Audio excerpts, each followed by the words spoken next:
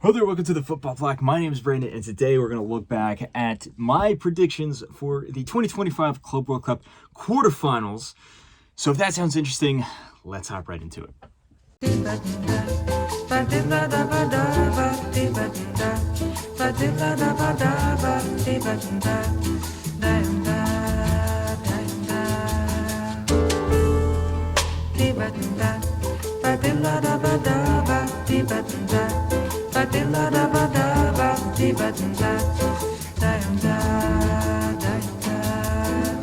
Eu quis amar, mas tive medo e quis salvar.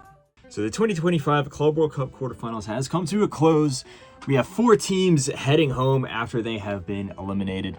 Let's look at each of these matchups, see what happened, and then see how my predictions were and how accurate they were. So if that sounds interesting, let's hop right into it. And without further ado, the first game we're going to look at is Palmeiras versus Chelsea. This is a game that I actually went to. It was a really cool experience.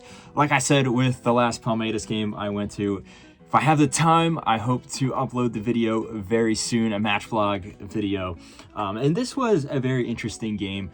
Heading into this match here, I think that Chelsea obviously are the favored team because of just the superior talent that they have, but then also because Gustavo Gomes, who you can argue is Palmeiras' best player, or most important player at least. He got red carded in the last game against Botafogo, and he was going to miss this game here. And in my prediction, I actually said that it was going to be 1-0 to Chelsea, specifically because of how important Gustavo Gomes is to the backline and how his absence is really going to be felt. And that's essentially what happened in this game. It was actually very, very close.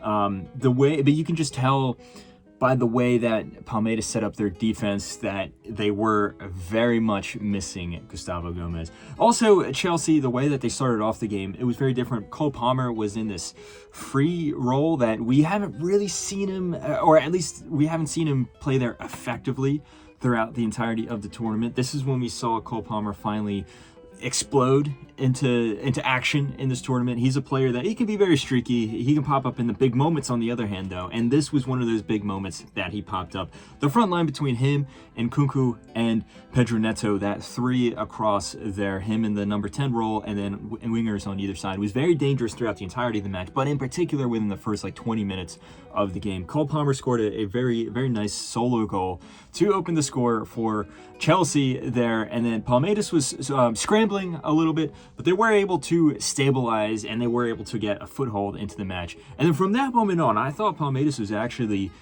the more dangerous team. They were creating a lot of chances, but they were very precise. They knew when to defend and then when to attack, when to strike.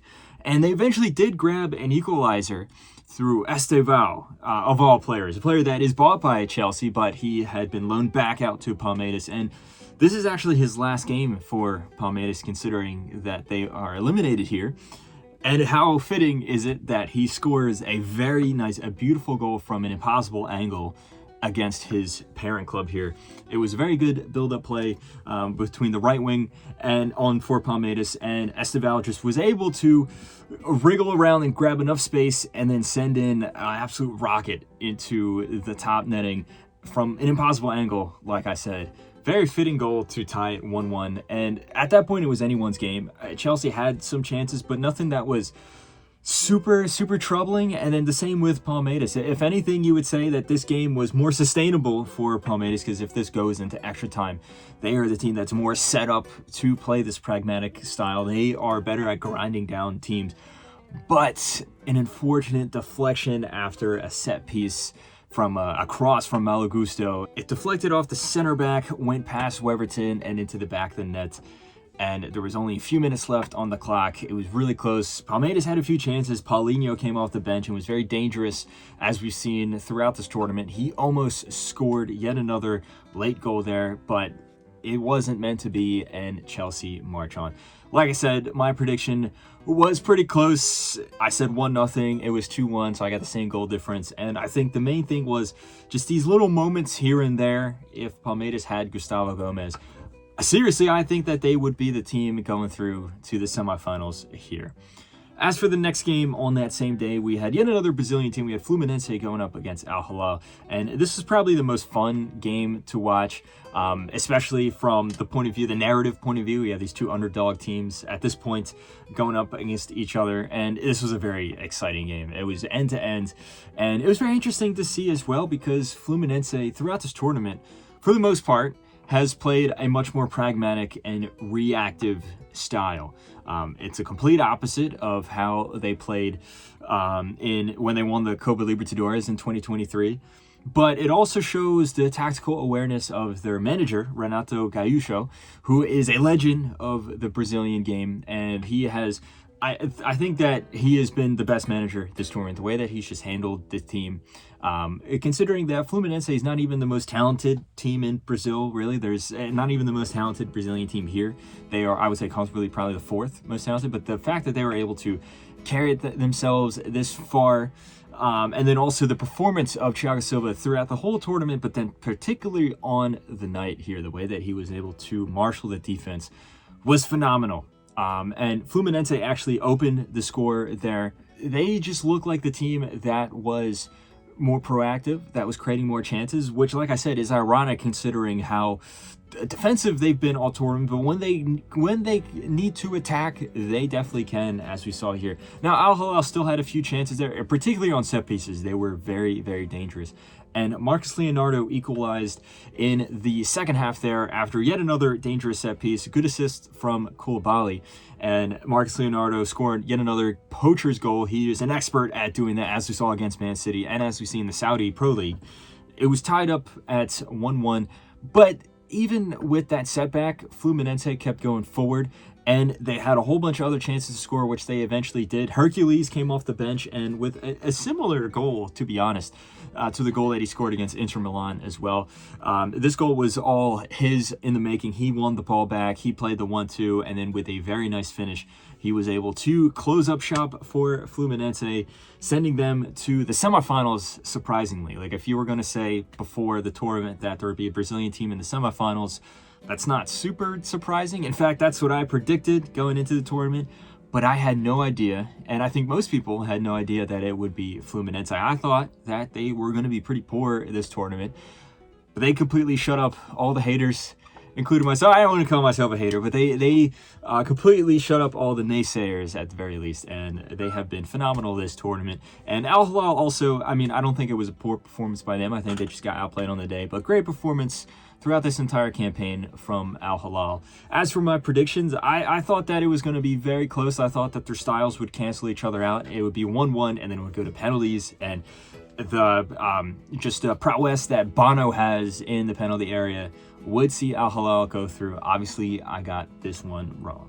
As for the next two games on the next day, we had a blockbuster matchup, or set of matchups here. The first one we're going to look at is PSG versus Bayern Munich, a match that everyone was foaming at the mouth, ready to watch. And this game definitely had some fireworks. It was very interesting to see how these two teams lined up against each other.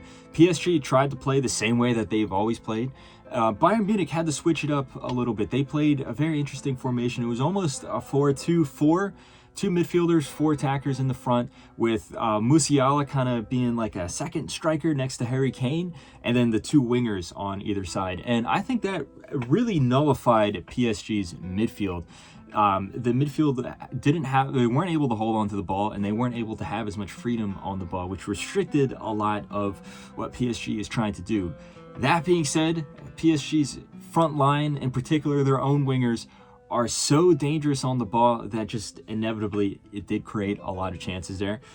And it was really end-to-end in the first half. I feel Bayern Munich was slightly the better team. They had a few chances that they probably should have scored. Harry Kane had a header, for example, that he did so great to evade his marker and get contact on the ball, but unfortunately his header sailed over the crossbar. But there was a bunch of chances going either way. Unfortunately, there was a very hard-to-watch injury for Jamal Musiala, and it's awful to see just for how bad of an injury that was. It was an ankle injury, he twisted his foot the wrong way, just awful to see. But I think it also kind of messed up Bayern's the way that they're playing on the pitch, their strategy on the pitch as well.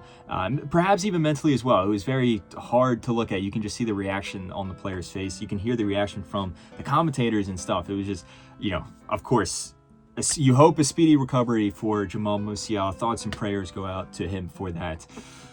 Into the second half, I feel that PSG just started to grow into the game more and more. They have a more talented team at the moment, and they just started to grind down Bayern Munich. They eventually did score in towards the end of the second half. Desiree Doué with a very nice finish from relatively far out. He snuck it under the defenders and it went into the bottom corner. Manuel Neuer did slip when he went to make the save, but even if he didn't slip, I don't think he would have got a hand to that. It was just perfectly placed.